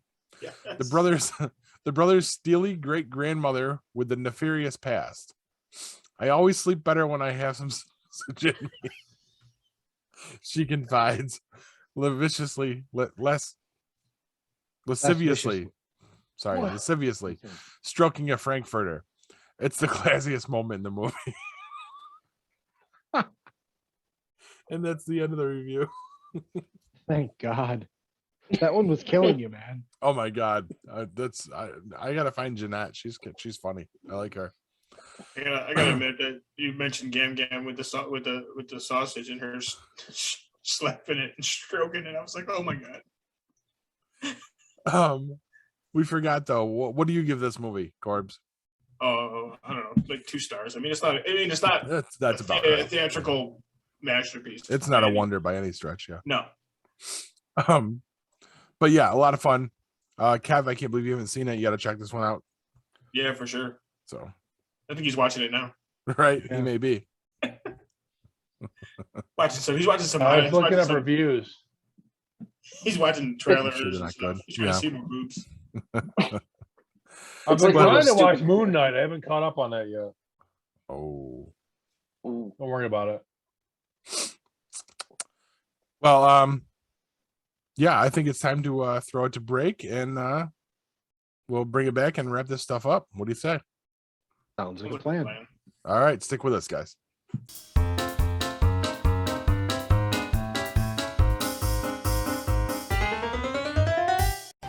The 4th annual Sci-Fi Horror Fest is coming with an all-new location, new guests, and all the same fun, charm, and camaraderie that you've come to know and love. Sci-Fi Horror Fest has a new home for 2022 at the Vernon Downs Casino and Hotel in Vernon, New York. Sci-Fi Horror Fest will be held on August 26th and 27th. Sci-Fi Horror Fest is a family-friendly event featuring fun activities, vendors, and a media area with an eclectic group of podcast personalities. Exciting celebrity guest appearances will be announced soon. For more information and to purchase tickets, go to www.sci-fi-horrorfest.com. Sci-Fi Horror Fest is currently looking for volunteers. This is your chance to be a part of the fun. Please note, details of the event are subject to change due to any lasting issues due to COVID-19.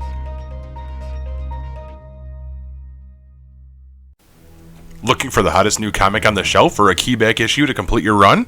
How about that rare statue or action figure that you've scoured the internet looking for?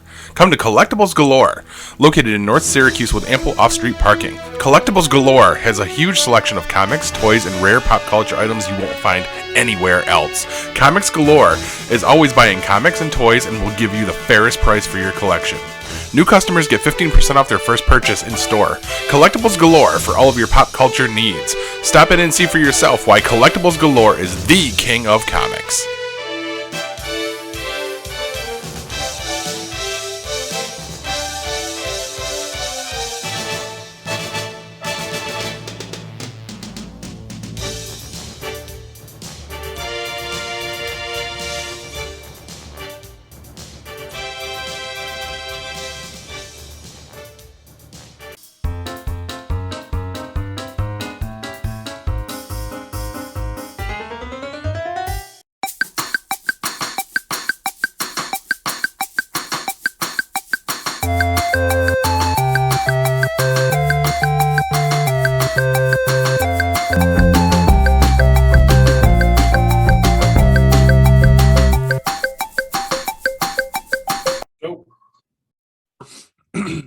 Okay, and that new open tells you that we got a new segment here as well.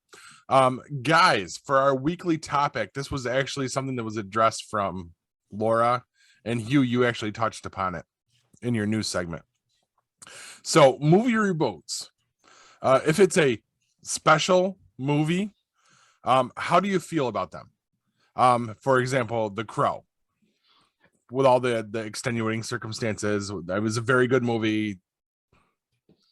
Brandon Lee dying, the whole thing. A lot of people feel like that movie's untouchable. How do you feel about movies like that, or for instance, the original Star Wars? How do you feel about reboots, like touching them? Touch. Well, we don't have a choice. We don't, but that's an opinion thing. Well, You don't have to like it. Everybody's got one. Well, some things won't be rebooted. Star Wars isn't going to be rebooted because Yeah, it it's was. still it wasn't rebooted. Just Episode 7. No. You're talking reboot. He's talking remake, like a remake. yeah, remake. Yes, remakes. Yeah, Sorry, okay. that's a better term for it. Yeah, that's not going to be remade because they're just going to perpetuate the story on and on and on. And those movies are still, yeah, movies can be classic, but these are still things people are watching, today. The Crow was awesome, but this generation isn't watching The Crow. Kids these days still go back and watch Star Wars. And I know you're right, Hugh, because I don't think they're not watching because they don't know Bruce Lee and they don't know Brandon Lee. Yeah, we all grew up watching Bruce Lee and know who Bruce Lee is. You watched Enter the Dragon, you watched Fist of Fury, stuff like that, and then you watched Brandon and The Crow. You knew the story behind it. You knew that he passed away while filming it, so it gave it that little bit of extra. I need to see this movie because I want to see where this supposed, where he got shot during the movie type of thing. That was the reason why I went and saw it. But then I was sitting in the movie theater and I'm like, holy fuck, this is a great movie. well, So- I mean, at least in the respect to The Crow, can they remake it and do it well? I think it's certainly possible if they have the right actor. I like the fact they picked somebody who isn't a martial artist because maybe they're going more for the acting. He hasn't failed us yet. But the key here is you have to have a good soundtrack. And I suggest getting a director who has worked on music videos because that's going to help. You need to recreate that magic that was on screen, both literally on screen and coming out of the speakers, because that's part of the magic of The Crow. It's one of those lightning in a bottle moments where the movie and the soundtrack are perfectly in sync. That does happen sometimes, but it doesn't happen often. You're not wrong. Yeah. I agree with that. But You guys are. Yeah, go ahead, Corbs. But to your point, Paul, there are some movies that you can't redo. I mean, there's untouchable movies that, in my mind. I mean, Godfather comes to mind. I don't see that being remade. You can tell a different story to it. Or they'll do it as an HBO Max series. I can see that. Yeah. So stuff like that. You're talking movies like that. What Well, a else? perfect example of that. Okay. Interview with the Vampire. I know that, it's not the most popular movie out there, but we just went back and rewatched that movie this past week. While Tom Cruise probably wouldn't have been my first choice, that movie is, again, another example of movie magic.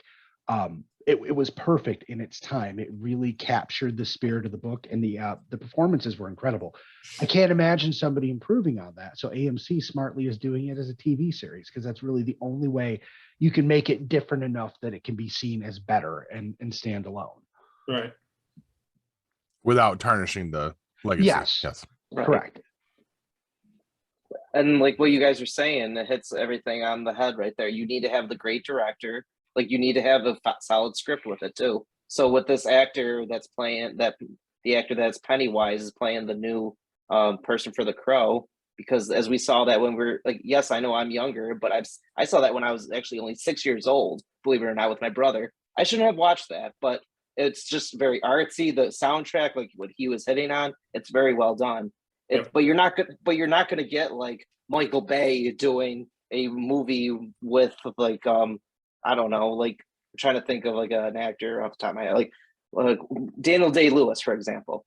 Daniel Day-Lewis working with Michael Bay, it just doesn't work together. It needs to be somebody. It needs to go well with each other. So that's why when Steven Spielberg did it with Daniel Day-Lewis when they did Lincoln, that was perfect.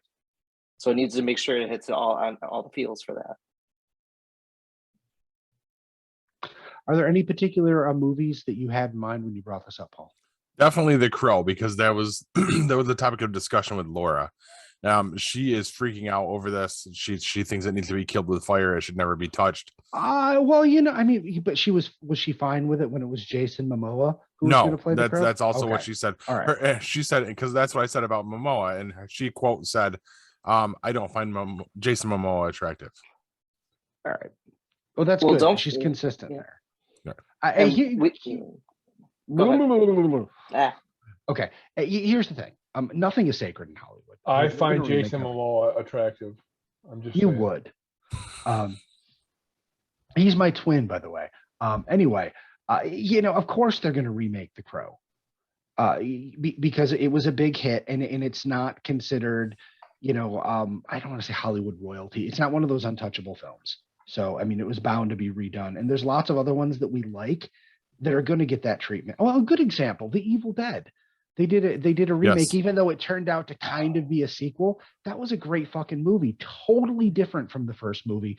They took the horror in a different direction, and it was super effective, and it put Fede Alvarez on the fucking map as a premier horror director. I have fundamental issues with this question. Okay, so there are two movies that fit this kind of a problem that are completely opposite answers from each other. Okay. Okay, the very first is La Femme Nikita. If you ever watched the very first one, French dubbed, you would never want to watch anything else. But if you've only ever watched the English version and then the subsequent series, then that's all you know. But if you never watched the original, then if you watched it afterwards, you'd be like, well, what the fuck is this? I don't want to see this. But the original was so much better than anything that came after it, right? Okay. Have any of you ever seen the original La Femme Nikita? No. French have. French version, dubbed English subtitles, the whole bit. Never saw it. I have. You have. It- Okay. I don't know that this. I want to hear what you have to say, but I don't know that this question can neatly apply to foreign films and English remakes. That's tough. Oh, but I think it does. I think a remake that changes the feeling or the essence of a movie, I think applies. Well, but And- keep in mind when you're going from an international or from another country's audience, different countries have different ways of telling stories, and they have different things that are important to them. So I There's completely going agree to- with you. there's I going to be a change, a transliteration from French to English or Japanese to English that I don't think necessarily falls under the remake thing. You have to do that to make it for the American audience or whatever. Okay. Yes. Yeah. No. I'm not going to disagree with you completely, but I am going to say that the original movie holds up subtitled. If you absolutely hate subtitles, then obviously it's just not going to work for you. But the original movie holds up subtitled start to finish as something that just applies universally. It's a great movie. Now, okay, to your point, Hugh, there is another movie. There's a second movie that I wanted you to consider, and that is Girl with a Dragon Tattoo. The original, no one in the US saw. No one. Not even me. I didn't see it until after the remake, until after the English remake, which I saw first, so I believe is superior to the original. But the original holds in that it follows the storyline very, very well. My problem with it is that, and I honestly believe this, I didn't see that one first, so I don't have the kind of connection with it. So what my point is, and I'm going to make this kind of loosely, I think, is that depending upon when you see either the original or the remake, you may be connected with one or the other. And I think that matters more than how good the original was or how good the remake was. It is your feelings, your connection with whichever one it might be. I would agree with you in circumstances where it's more likely that somebody would have seen a remake first. In the movies that we've been talking about, these are movies that people absolutely saw the originals first. you know, I mean, The Crow. I mean, of course. I mean, it's still on cable all the time. I'm not going to turn on my TV and find La Femme Nikita, but I am going to turn on and find The Crow, or well, maybe Evil Dead. I think they only show Evil Dead too. But in a situation where people have definitely seen the first one, I think that kind of changes the dynamic of the question. Well, it makes a good point. Like, I remember I saw. Did you guys ever see? And Hugh, you actually bring up a good point. It's another foreign movie, Old Boy. Did you ever see that one? Yes. Yeah. Old Boy is a great example too, because like that was a Korean movie, and it has that surprise ending, and then Josh Brolin, A-list actor in Hollywood, Oh my redoes God. Old Boy. Old Boy, like it's because that's one of the most surprise ending, and they changed the whole thing around. It's like, wait, what did you just do? But Hugh, you actually just had a light bulb go off in my head. It's because different countries, they expect to see different things. Oh yeah, and that was look at J horror. Okay, The Ring, The Grudge. The Japanese originals, I love them, but they have the hokey, Asian film thing where everybody's like embarrassed of anything remotely like, oh, she wants to kiss me, I have to run and hide and make it a big plot point, and all that stupid garbage that comes along with it. Which I can't stand about Japanese movies, but it's ingrained into their cinema. But you have the same director come over and do The Grudge, I believe, and maybe The Ring. But I know that the same director did one of them. I know it was The Grudge, and same idea, same ghost, same everything, different main characters. One of them they were even set in Japan. So it was set in the same place, but it doesn't have that weird sensibility. You have serious characters who are not making stupid jokes and things like that. And it changes the movie fundamentally, because an American audience watching the original Grudge is like, this is kind of scary, but it's also kind of fucking stupid too. I think this question is a lot more nuanced than what, whatever you had, the conversation you had. I think it's a lot more nuanced, and it really depends upon the movie and the situation. I would love to see a list of movies from somebody, like one of our viewers, that they think should not ever be remade, and then discuss them. Like Back to the Future shouldn't be touched. Well, what about True Grit? Oh, John. I think Wayne. that's been redone, hasn't it? Yes. It has. That's Yeah. exactly. It fits this question. I would have to give a shit about Westerns and have watched it to really. But give an opinion. here's the kicker. He won. John Wayne won for True Grit, and I believe Jeff Bridges was nominated for it. He was nominated. Yeah. Nominated. So I mean, in that case, is the original better than the remake? They seem both to be pretty good. I think, and I know I already said this, but I really believe it really depends upon the individual and which one they identified with. Now, maybe they saw one before the other, Right. or maybe they saw one that they really appreciated. I mean, it could be that the Japanese genre, that appeals to you, and that's what you enjoy. So you appreciated that more than you appreciated the remake, or maybe you like the classic Western more than you like the remade Western, or maybe you like the characters or the actors or whatever it was. I honestly believe that this question is so much more nuanced because it is more the individual than it is the movie. No, no, you're hitting on the right things right there, because back in 2006, a young actor named by R.I.P. Heath Ledger was cast as the Joker. He was just coming off doing Brokeback Mountain, and we were like, why is this guy that is just played Brokeback Mountain going to be cast in another remake for the Joker? Can he really do this? But then Christopher Nolan brought that out of him, won Best Supporting Actor for it. And it's like what you guys are all saying. If you have the great cast, like what Hugh says, with a soundtrack, and Kev is saying with whatever the audience appeals, and with the Corbs is saying with everything like that. It all depends if it can mesh well together. If it's thrown together like a Joel Schumacher Batman and Robin, yeah, that's not going to work. But Christopher Nolan knew what he was getting in Heath Ledger, and Heath Ledger hit it out of the park.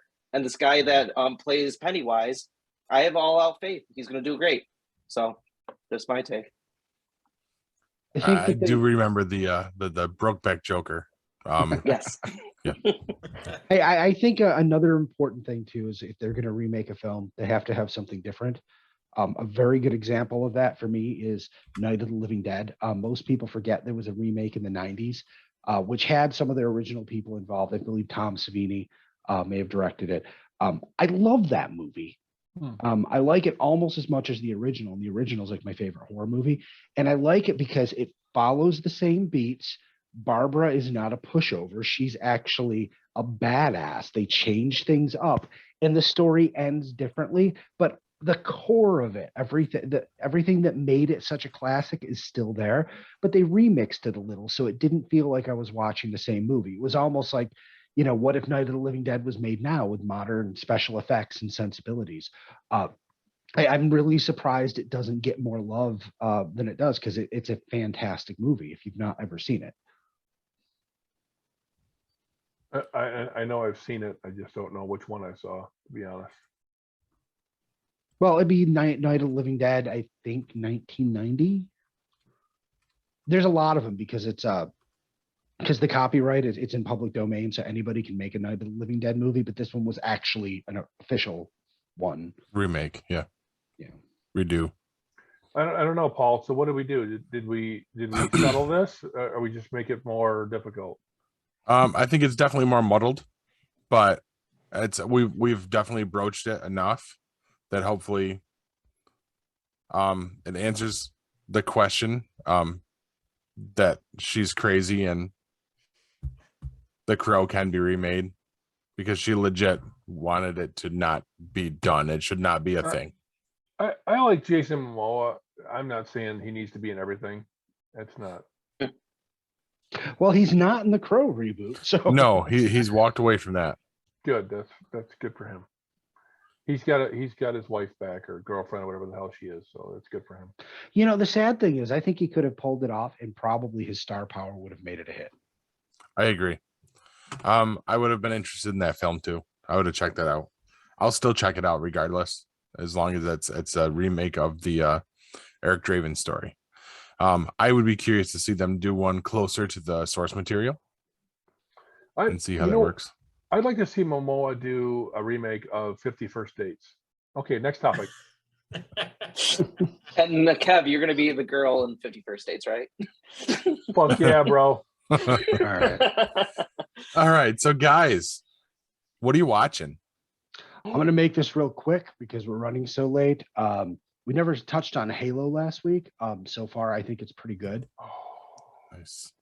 I mean, people are mad because he takes off his helmet. So fucking what? You have to tell a story. Yeah. That being said, the story they're telling so far is interesting.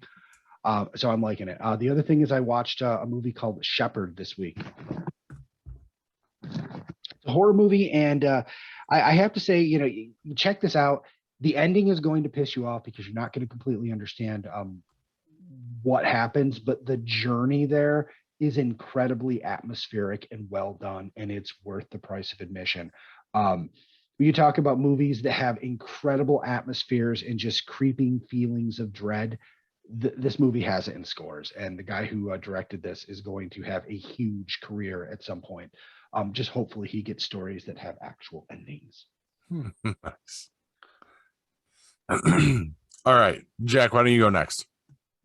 I know I'm a little late to the game, but since I'm geeking out really hardcore for Star Wars Celebration next month, I'm really rewatching some Star Wars stuff, and I finally watched all of Star Wars Rebels.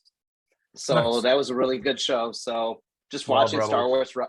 Oh yeah, Love it. but you see, Hera is great, and you had Caden with Ezra. It's kind of like a Han Solo, Luke Skywalker kind of a dynamic, or like brothers. It's kind of neat.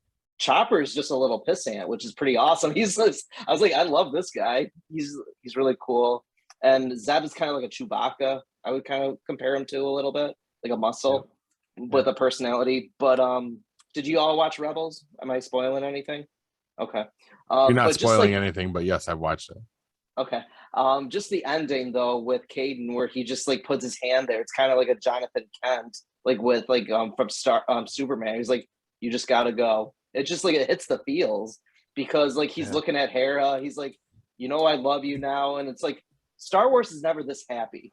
And it's funnier watching these because when you're a kid, Revenge of the Sith, for example, you watch that and you're like, oh my God, you see Darth Vader. It's so cool. Then you watch it as we get older. You're like, oh my God, Anakin's Darth Vader. How sad. It's just like this tormented soul. But like, you see like Ahsoka with the Rebels, like you see why this Ahsoka show is gonna be so much more important now because you're gonna have like Ezra, you're gonna have Sabine in it and all that stuff. But just finished watching Star Wars Rebels, and I'm in 2 days after we leave this podcast, I have 2 episodes of Bad Batch left. Nice. Yeah, I'm right with you. Clone Wars and Rebels are must-sees in the Star Wars universe because they fill in so much of what we're seeing right now post Mandalorian. Oh, absolutely. Watching, I watched all Clone Wars, and those last 4 episodes, way better than the whole cool sequel trilogy. Like those last 4 episodes of Clone Wars, by far, you see when Ahsoka, Anakin gives her lightsabers, and then he won't see her again, and it's just like, oh my God, it's hitting all the feels. Like you see the side story of what's going on during like Revenge of the Sith. Yeah, there's some really gut wrenching stuff going on at the end. For sure. But yeah, that was a good show. That's what I watched. All right. Corbs. Yep. So I continued to watch Winning Time, the Rise of the Laker Dynasty. I watched that episode. Next episode last night, which was pretty good. They started the first season. It gets into the season, how Magic and Cream didn't get along to start, stuff like that. So, and then how Cream comes around and they start to, win like 10 or 12 games in a row or something like that. So that's where the last episode ended. It's, like I said, it's a good show. I mean, if you're a basketball fan, you'd like it, but if you're not gonna have any clue what the fuck's going on.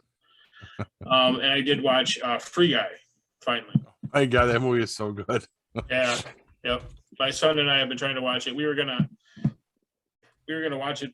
I want to say beginning of February, middle of February, and then we found out it was going to be on HBO or Hulu and Disney. Basically everywhere. Yeah, everywhere. And in the middle of February, like the 23rd of February. So we were like, we're just going to go and watch it then. So we waited. Corbs, do you want to spin a line from that Mariah Carey song from Free Guy? No. One time? No. But yeah, so we watched it last week, Friday night or Saturday night, one of the two. We sat down and just watched it. My son wanted to see it, so I didn't get some of the references in there because there's a lot. Oh yeah, no, there's no way to get them all. Yeah, my son was pretty good. He got most of them. He was mad there was no Minecraft reference in there, but I think there was. I thought I to be honest with you, maybe there was. There are rumors there might make a Free Guy too, but I saw on their page that they've already submitted a script for it. So, jeez. So it did so well. They're gonna put out a second one. So, and I did watch his other movie. I watched The Adam Project. I haven't seen that yet. That was actually very good. The kid who plays the younger version of Ryan Reynolds in the movie, it was fantastic. Fantastic. It's a good movie. I watched it like two or 3 weeks ago, so I forgot about it last week. So, but yeah, that was a good movie. It might be worth checking out, but I mean, it's a little weird, like time travel and stuff like that, whatnot. But I enjoyed it. I mean, Ryan Reynolds is the big thing right now. So, right. Anything he touches, you can really count on it making some type of money. So at least $50. At least, yeah. Somebody's gonna go and see it. Do we at least know Deadpool 3 is gonna be his next movie? Hopefully. I don't know about next movie, but it's definitely in the works. It's been announced.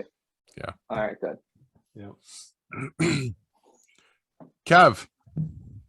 I haven't had a chance to catch up on Moon Knight. I'm sorry. We did watch the season finale of Walking Dead, or the mid-season secondary season, whatever the hell it is. There's 3 different. I think you're a parts to this. week ahead still. Yeah, we are. Mm. So I'm not going to talk about Walking Dead, other than the fact that it holds up all the way through. God love them, for writing, a great story and sticking with it. But Kathy and I watched Jolt, which Kate Beckinsale, and it's a woman that she's got an anger management issue, and she needs some electricity to keep her in line. And I've seen previews for that. it's a pretty good movie. It's got a bit of a shocker end to it, and you'll know. Let's see, I had the IMDb loaded for it, and I don't have it anymore. But the guy in it was in. I mean, he was in so many things. He was in Suicide Squad. The male lead opposite of Kate. Hi something. What the hell's his name? Hold on a second. Just give me a second to load this up. Jai Courtney. Jai Courtney. Hi, Courtney. Yeah, whatever. Courtney. Yes. And Stanley Tucci. Captain Boomerang. Yeah. Stanley Tucci's good. So I mean, it's a really good movie. I don't know if you know Kate Beckinsale or not, but she was also the female lead in Underworld. Yep. Mm-hmm. Yep. So. She was also in Click too. You remember? Yeah. She's got the moves. She's got the moves. Got the smoking hot body. Yeah. No, it was good. It was good. It was really good. And so there's a lot of these movies. The one thing I want to say about this is a lot of these movies are coming out on, for Netflix only or streaming only or whatever. And they're like, oh, they got great promise and, they look good and a lot of good action or whatever. And you get through it, and before they finish, you're like, well, the story kind of dropped off before we got to the halfway point. This one actually holds up. I was pleasantly surprised with this, right to the end. Nice. So that's mine. Mine's quite obvious. Mm-hmm. Moon Knight. Mm-hmm. Loved it. Everyone else but Kevin have watched it. Yes. Yep. You guys can talk about it. I don't care. Not yet, but go ahead. All I've got to say is a psychotic Colonel Sanders. Yeah. That was That good. is surprising. That is not the characterization of that particular persona from the comics, but it worked. It was funny. Yes. I like the fact that he just whipped out the truncheons. These poles. Right. That it was another very good episode. I like where they're going with it. Still a lot of explanation, but the series is definitely moving. And the very last scene, I don't think this is a character we've seen before. No? I'm calling that now. Okay. That's all I gotta say. I don't want to give too much away because it is literally the same day that the show came out. Are But they setting this up to be for there to be a second season? I hope so. Also, but Paul hopes he gets a second season, a third Well- season, a movie well, run. I'm just worried that the character had such a limited run that they don't have enough material. He's been around on and off since 1975. Yeah, they've reinvented him how many times though? But they keep building on it. It's not really a reinvention. I mean, he's batshit crazy. I know. So We talked Or about this before though. They can just make shit up. there's that too. The early stories are nothing like what the current story is. They didn't You delve can- into that. You can point to any comic book character that's been around that long and say the same thing, though. So. Agreed. But maybe I'm just being defensive because it's Moon Knight. You are. It's no reason, but you don't have to be defensive about it. I'm just wondering if there's enough based on what's already been written to go further. Well, all they have to do is a couple seasons of the TV show, and then he's just in the movies, and it doesn't have to tie into his particular history. Right. That's true. I'm just concerned that they're going to cram too much into this first season, because I know that we have some more of the rogues gallery showing up this season, because we have that kid that died in the skiing accident for reals. That's going to be in the show, and he's playing Midnight or Midnight Man, one of the two. Means nothing to you guys yet. No, We'll see. We didn't even No make it idea. that far, Hugh, in the show. no idea what you're talking about. Well, You don't will. forget. Well, Kev, don't forget they have filler episodes, and the next episode is Moon Knight meets his number one fan, Paul and Reuben. Yes, I forgot to tell Reuben! you guys we Reuben! did a show. Ruben's gonna be in it. Sweet. All right. All right. All right. Come I back think around. everybody's done their thing, and Hugh's exasperation says it's time to wrap this up. Yeah. Half past the hair over there, Corbs. It's time to go. All right. So what does that mean? What's the time for? Time to drop some nuggets. Thank you. Just clean up after. Before you judge a man, walk a mile in his shoes. After that, who gives a fuck? He's a mile away and you got his shoes. Good night, everybody. Megabyte bitches. This has been a GeekPod Network production.